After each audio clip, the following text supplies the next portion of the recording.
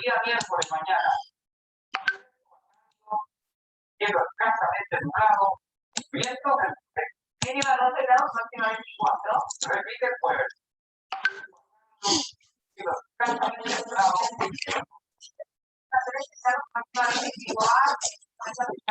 también, ya viste, viento variable, todo del noreste, dice, fresco acá, quedó parcialmente nublado. Y la canción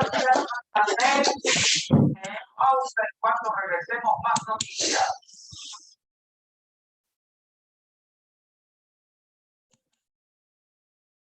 Víctor, el equipo va a presentar tiempo de Tocantlia Pueblo Nuevo, aprovechando que todos los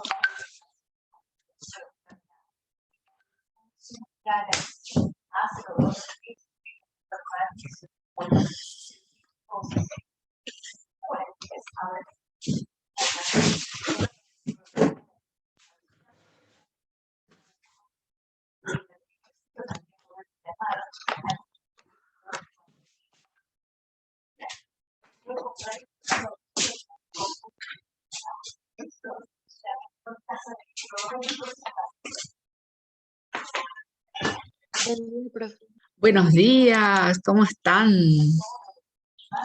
¿Qué tal? ¿Qué tal, Gisela? ¿Cómo estás? Qué bueno. Qué hermoso día tenemos hoy, un día fresquito, agradable, un poquito de abrigo, qué gusto. No sé si a vos te gusta el frío o te gusta más el verano. No, me gusta más el frío. Ay, sí, lo mejor ya. A mí me gusta mucho, al menos el frío de nuestro país, ¿verdad? Sí. Además podemos comer mbejú. Sí, claro que sí. Hola, Pablito. Hola, Elías. Buen día, profe, ¿qué tal? Buenos días, buenos días. Pablo siempre me alegra con la imagen de un gatito acá que me gusta muchísimo. Qué lindo. Elías Cabrera también, buenos días. Vamos a esperar un ratito más que se vayan ingresando más compañeros y comenzamos. Mientras tanto, van preparando sus libros, los que tienen libros.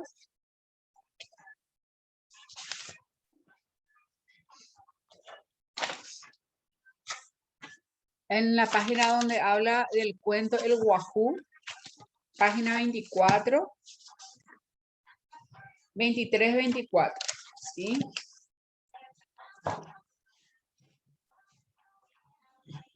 Hola, Micaela, buenos días. Buen día, profe. ¿Qué tal? ¿Cómo estás? Bien, mamá. Qué bueno. Voy a poner un poco más espacio acá mi noticiero un ratito y ya vuelvo, ¿sí?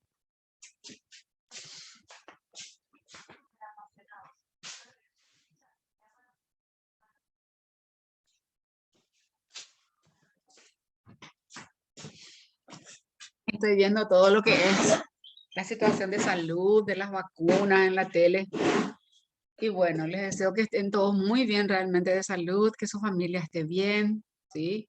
Cualquier situación que estemos enfrentando, bueno, fuerza chicos y chicas y hacer lo que estamos haciendo muy bien, que es la de estudiar. Aunque ustedes no crean, con eso ayudamos muchísimo a nuestra familia, ¿sí? Sacarle ese quebranto de qué tal le va a mi hija, qué tal le va a mi hijo, ¿sí? Todo lo que nosotros podemos hacer por el bienestar de nuestra familia, tenemos que hacerlo, ¿sí? Porque estamos como en una situación así muy, muy peligrosa, muy preocupante. Entonces, hagamos lo nuestro para que todo sea mejor, ¿les parece? ¿Les parece, Gisela, Elías, Micaela? Sí, profe. ¿Verdad Claro, que profe. sí? Sí. Excelente. Ustedes los son excelentes. No, ay, lo entre ustedes así, eso, es. Todos son muy, muy buenos. Muy bien, y por ese sentimiento vamos a comenzar nuestra clase, ¿sí?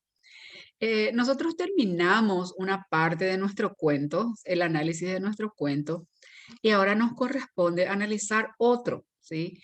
Analizar otro cuento, pero yo no quiero avanzar en este otro cuento antes de que conozcamos un poco, tengamos un panorama general de lo que son las escuelas literarias, ¿sí? Nosotros ya dimos el año pasado un resumen de escuelas literarias. Ustedes hicieron ya como un mapa conceptual, ¿verdad? pero igual quiero volver a dar para rememorar y poder ubicarnos, saber dónde estamos ubicados en nuestro análisis literario, ¿sí? Voy a compartir con ustedes la pantalla. Ustedes no tienen en su libro porque es del año pasado, ¿se acuerdan? No sé si se acordaron. El año pasado no tuvimos con vos, profe castellano. Ah, ¿y no dieron ustedes el año pasado? No creo. Bueno, entonces, ¿Cómo se llama, profe? escuelas literarias, épocas literarias. No, Bueno, no dimos. bueno, está en el libro del año pasado que yo le di con otro curso, disculpen, yo creí que estábamos todos juntos. Pero bueno, esta es un resumen de las escuelas literarias. Y yo el año pasado a los compañeros de ustedes de las otras carreras, les pedí que leamos esto y hagamos como un mapa conceptual para saber en qué época literaria, a qué escuela literaria nosotros estamos estudiando, ¿sí? En qué escuela literaria estamos ubicados, ¿sí? Y acá tenemos, dice, la época literaria, fíjate en el siguiente cuadro, es un texto expositivo que te presentan las diferentes épocas literarias o movimientos literarios que han aparecido a lo largo del tiempo. Época literaria es un periodo de tiempo determinado con características particulares dentro de la literatura de un país o una región. Generalmente coinciden con épocas culturales históricas más amplias, aunque en la misma época cultural y o histórica y pueden coincidir varias épocas literarias. ¿Qué quiere decir eso? Que según los acontecimientos mundiales, según el avance de la humanidad, culturalmente hablando, o vamos a suponer, o sea, que realmente, según las vivencias, vamos a suponer que de repente hubo una guerra en nuestro país, una guerra puede ser con otros países, puede ser una guerra civil, o por qué no, una guerra mundial. Ese tipo de acontecimientos hacen que cambien los sentimientos de las personas y su forma de expresarse en la literatura, y no solo en literatura, sino en todas las áreas del desarrollo humano. Si, por ejemplo, el descubrimiento de América, por ejemplo, es un acontecimiento mundial, ¿verdad? Planetario, entonces esos acontecimientos hacen que cambie la literatura. También va a cambiar, por supuesto, la arquitectura, va a cambiar las artes, las ciencias van a cambiar también hasta la moda, ¿sí? Hasta la moda, hasta la peluquería cambia cuando hay un acontecimiento mundial grande. Entonces afecta a todas las áreas. Por ejemplo, vamos a suponer que después del descubrimiento de América, ¿verdad? Los europeos llevaron todas las riquezas de América, llevaron a su continente, especialmente España, y que ni qué decir Inglaterra, ¿verdad? Entonces ellos cambiaron su forma de expresión, cambiaron su forma de vestirse. Las ropas de las españolas, de los reyes, estaban hechos con hilos de oro, por ejemplo, ¿verdad? Y entonces toda esa riqueza, toda esa pomposidad también afectó a la arquitectura. Empezó el barroco, por ejemplo, ¿verdad? Súper adornado todo, ¿verdad? Exageradamente. La ropa, los reyes se vestían con 6, 7 metros de tela en sus capas y eso. Y eso es, ¿por qué? Porque la economía, ¿verdad? Afectó, o sea, que incidió en la forma de expresión. Eso también, por supuesto, pasa en la literatura. No solamente cambia en Europa, sino también en el continente americano. Todo lo que afecta a Europa se traslada también a América. Y así vamos cambiando por épocas. Por ejemplo, tenemos la literatura antigua, ¿sí? La literatura antigua, siglo V antes de Cristo, hasta el quinto después de Cristo, por ejemplo. La forma de expresión eran la Ilíada, la Odisea, ¿sí? Orestiada de Esquilo, Edipo Rey, Electra, ¿sí? Esto no sé si ustedes vieron algo de la Ilíada y la Odisea. Este año vamos a dar un poquitito seguramente, ¿sí? Un poquitito de cada uno vamos a estar dando. Y después está la literatura medieval de la Edad Media, por ejemplo, el Cantar de Rolando, el poema del Cid Campeador, ¿sí? Así, vamos por épocas. La Divina Comedia de Dante Alighieri es de la época medieval, siglo V al siglo XV, después de Cristo, ¿sí? De Camerún, generalmente se hacen películas de todas estas obras, ¿sí? El siglo de oro de la literatura renacentista, el siglo de oro, es decir, que hubo una riqueza de la literatura como ninguna otra antes conocida, ¿sí? Antes conocida, con la aparición de Shakespeare, por ejemplo, ¿verdad? Romeo y Julieta, Fuenteovejuna de Lope de Vega, el burlador de Sevilla, de Tirso de Molinas, y así. Tenemos también en lírica Garcilaso de la Vega, Santa Teresa de Ávila y San Juan de la Cruz, ¿sí? También apareció Miguel de Cervantes Saavedra, ¿sí? Con la obra de Miguel de Cervantes Saavedra y Romeo y Julieta cambió la literatura mundial, ¿sí? El siglo de oro literatura barroca, ¿sí? El siglo XVII, Soledades, ¿sí? De Luis de Góngora de España, El Paraíso Perdido de John Milton de Inglaterra, Sor Juana y de Inés de la Cruz, esta hay que recordar bien su nombre, de la literatura barroca, que otra vez se clasifica en culteranismo y conceptismo, ¿sí? Después tenemos la neoclásica, ¿sí? Después tenemos, bueno, en el siglo XVIII ya eso, ¿sí? Molière, famoso Molière. Después tenemos la literatura romántica, la época romántica, ¿sí? El siglo XIX, XVIII, XIX. Tenemos sus representantes. Acá tenemos, por ejemplo, don Juan Tenorio, José de Espronceda, el famoso don Juan. Yo no sé si ustedes conocen el concepto de lo que es un don Juan.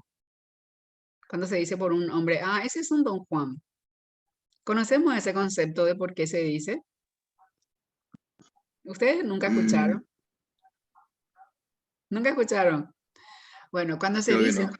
cuando se dice No, por los profe. hombres, cuando se dice por los caballeros, que es un don Juan, quiere decir que es un muchacho así, todo seguro de sí mismo, que tiene demasiado éxito entre las mujeres. Tiene muchísimas mujeres, no se queda con una sola. Y es debido a esta obra, que se llama Don Juan Tenorio de José de Espronceda. Es una obra que Elías se ya llama, era. que se llama Don Juan Creo que anda de porque tipo. si alguno de ustedes, si dice, se dice por Pablo o por Elías o por Lucas, ah, ese es un Don Juan, porque es un mujeriego, ¿sí? En ese concepto. Si ustedes nomás se fijan en nuestro entorno, hay una pollería, ¿sí? Que se llama Don Juan, ¿conocen? Y tiene Sí, sí, un sí, conozco. gallito, y tiene un Sí, gallito profe, yo me como voy a sello. comprar pollo de ahí. Y tiene un Ah, gallito como sello, como identificación. ¿Por qué? Porque generalmente el gallo, ¿verdad? Tiene que haber un gallo por gallinero nomás. Y él es el que se encarga de todas las gallinas ahí. Si hay otro gallo en ese mismo gallinero, se van a poner a duelo y uno de ellos tiene que morir. Uno nomás tiene que haber. Entonces, guauco que el gallo es muy mujeriego. ¿Me entienden? Y por eso se llama, esa Ujú. pollería se llama Don Juan. Y está inspirado en esta obra Don Juan Tenorio de José de Espronceda, ¿sí? Eso es. Bueno, eso es aparte, un comentario aparte. Después tenemos otro, tenemos Drácula, por ejemplo, que es tan famoso. Después vamos a la literatura realista. Ya, acá en la literatura romántica, ¿verdad? La expresión de los sentimientos es lo fundamental, ¿verdad? Ay, el amor imposible, el amor infinito, amor, amor, amor, todo es, ¿verdad? En la literatura romántica, ¿verdad? Pero aquí también ya va cambiando más o menos ya el estilo de los anteriores, el estilo de escribir de los anteriores. Ya va empezando más a liberarse la forma de escribir los poemas y eso, ¿verdad? A hacer más poemas libres. Y por eso empieza la literatura realista. Ya no es más esa fantasía de amores y todas esas cosas, sino que ya empieza la realista, va entrando la situación social, política y social en la literatura realista a partir del siglo XIX. Uno de los más famosos, yo no sé si ustedes leyeron alguna vez Marianela. ¿No leyeron Marianela? Yo no, profe. Bueno, Marianela, yo les voy a indicar para leer Marianela en la segunda etapa, ¿sí? Para conocer, porque no podemos pasar nuestra juventud, esta etapa de sus vidas, sin conocer obras tan importantes como Marianela. También está Madame Bovary, pero Madame Bovary es muy trágico, ya ves. Bueno, pero bueno, vamos a elegir. Marianela vamos a leer este año. Oliver Twist también es un lindo libro. Yo no sé si ustedes llegaron a leer a Oliver Twist. Yo el libro, profe, poco realmente. Bueno, entonces les voy a dar a elegir. Las aventuras de Tom Sawyer, ¿no leyeron? Tampoco. No, profe. Bueno, entonces ya saben, los varones van a leer Tom Sawyer y las chicas van a leer Marianela, ¿sí? Bueno, ese vamos a leer literatura realista en la segunda etapa, ya está decidido. Después tenemos literatura naturalista, como su nombre lo indica, todo lo referente a la preocupación por la naturaleza, ¿sí? Después tenemos la modernista, que estamos ahora nosotros en modernista y vanguardista. Estas son las obras, por ejemplo, de Rubén Darío, ¿sí? Y acá en esta parte está nuestro Augusto Roa Bastos, ¿sí?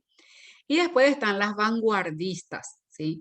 Recordemos que en esta época, en esta etapa, las películas son una representación muy buena de lo que son la literatura naturalista, modernista y vanguardista, ¿sí? Muy bien.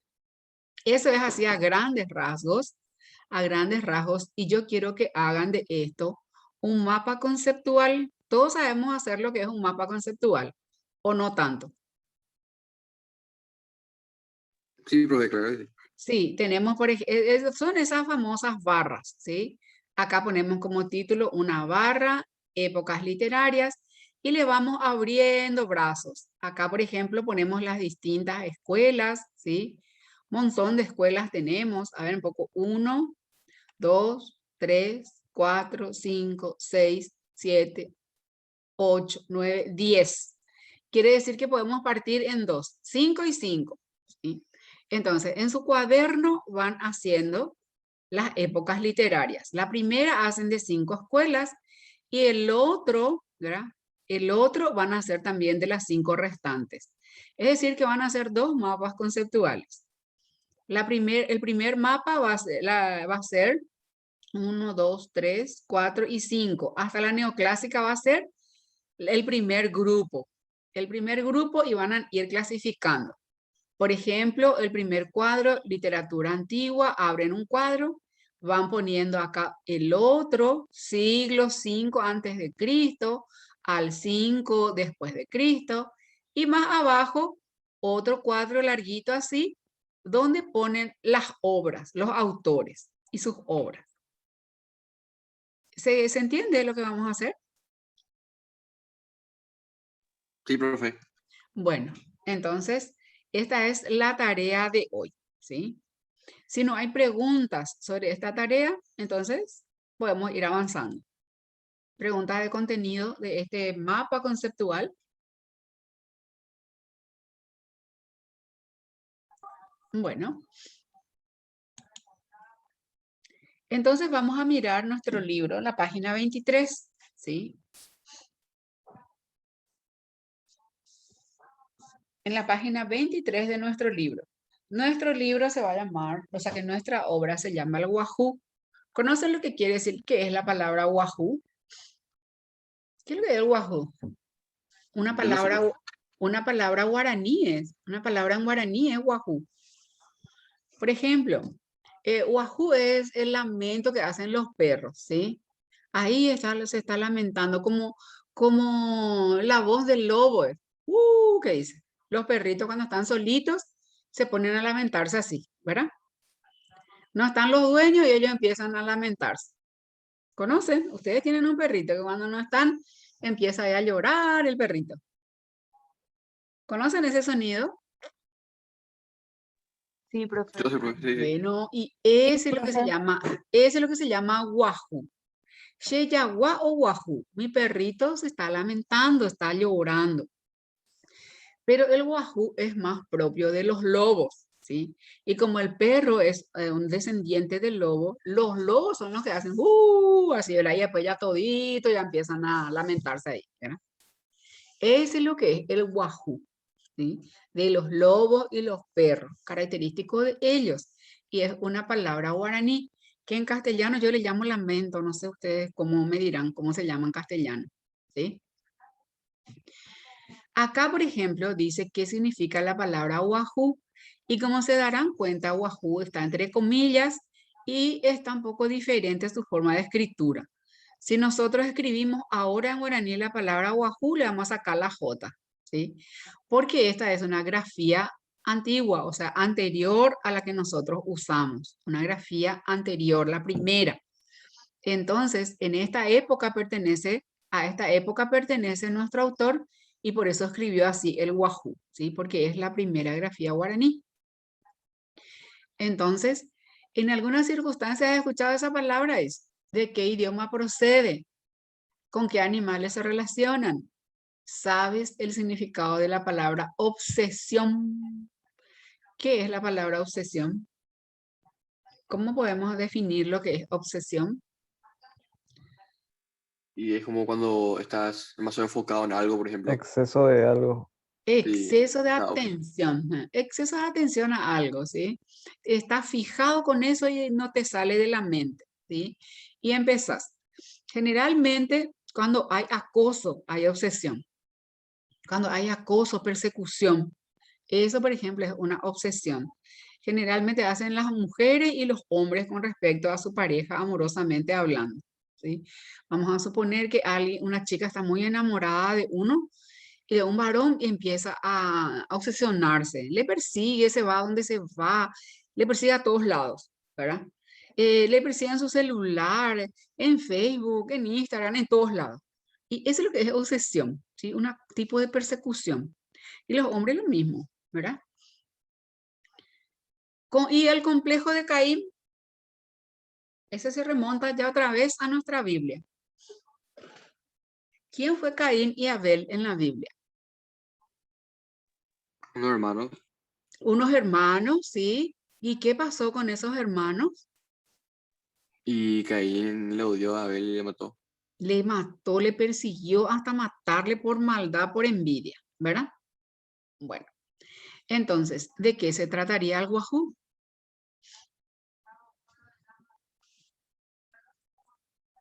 Tal vez se trate de una persecución de entre hermanos y otra vez, ¿sí? Entonces, léelo detenidamente. Si encuentras términos que desconoces, no cortes tu lectura. Simplemente ve subrayando las palabras desconocidas y continúa leyendo. Al término de la primera lectura, detente y aclara dichas palabras y luego vuelve a leer. Así comprenderás mejor el texto, dice. Pero nosotros generalmente leemos y ya vamos explicando luego el significado, ¿verdad? Y acá está nuestro wahoo, ¿sí? La página 24. Acá está el lobo y o perro, ¿verdad? Lamentándose en luna llena, ¿sí? Es una forma de comunicación entre ellos.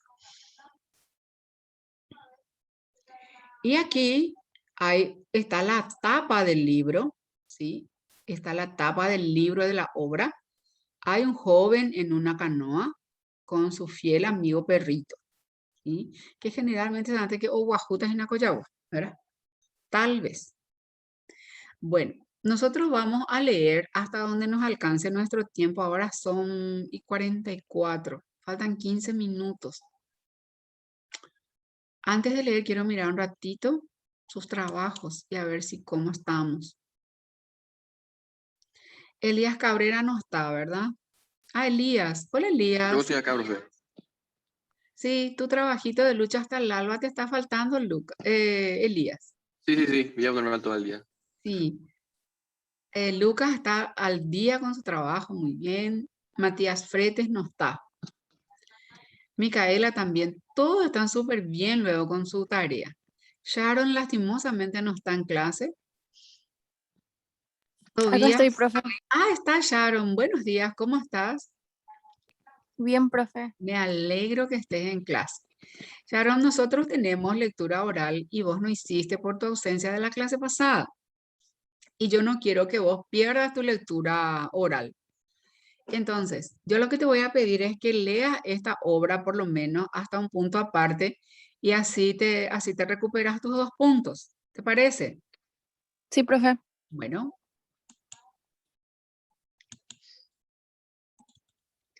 Acá yo ya te digo que este es el Wahoo porque está en guaraní. El Wahoo, cuento de Gabriel Casax. Te escuchamos Sí. con Barcino hasta el punto aparte. Bueno. Barcino no había dejado de aullar durante toda la noche. Era un aullo lúgubre, espeluznante. Varias veces Tomás Riquelme, que era de carácter violento y huraño, estuvo tentado de espantarle a pedradas, pero un temor supersticioso Lee nomás.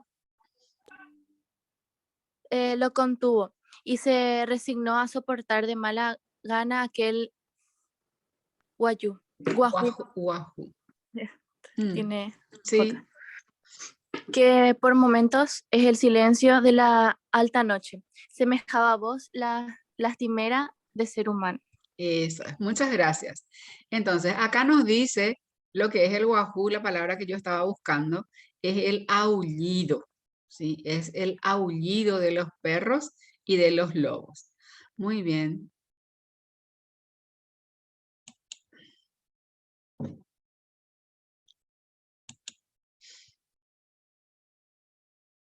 Te envío tu puntaje, Sharon, Bueno, profe. y voy a estar esperando tus tareas, ¿sí? Por lo menos uno cada día te vas alzando, ¿sí? Sí, profe. Muy bien. Después ya todos leyeron, gracias a Dios. Muy bien.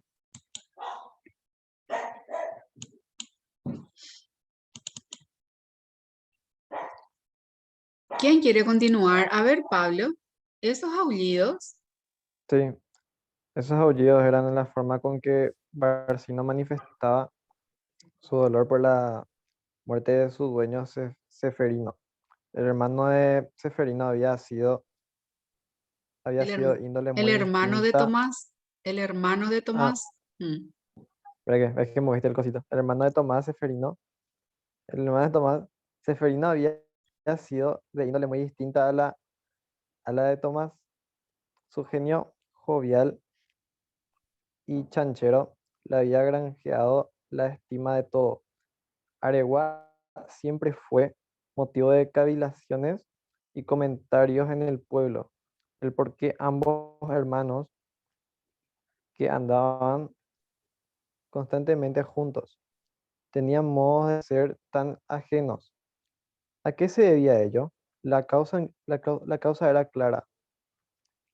Para los campesinos hechos a quedarse en la superficie de las cosas no inquirían más allá. Y, ¿sigo? sí, Y y en el fondo se hallaba la respuesta. Tomás y Ceferino no eran hijos del mismo padre. Sus amigos ignoraban que ambos hermanos eran copias vivas en el carácter de uno del padre del otro. eso es. Muchas gracias. A ver, Gisela, si podés continuar. Habían llegado con su madre a Areguá siendo muy niños, la que no había dejado ningún vestigio en ellos. Al hablar de los mismos, apuntaban los vecinos y conocidos. Baevepe no yowai ñaimoa oyu hermano ua. Y en Eso. Areguá era proverbial decir, para subrayar la profunda diferencia entre dos objetos cualesquiera, son distintos como Tomás y Ceferino. Continúa, por favor. Este poseía el cabello rubio, casi pelirrojo, y era quebrado de color y de ojos claros. De mirar bondadoso, su talla era más bien baja y su físico desmirriado. Enclenque le habían llevado de continuo al rancho del curandero para mercarle yuyos medicinales. Tomás, en cambio, era de pelo azabachado, moreno, alto, fornido, de voz fuerte, no arreglándole ningún trabajo, por más rudo que fuera.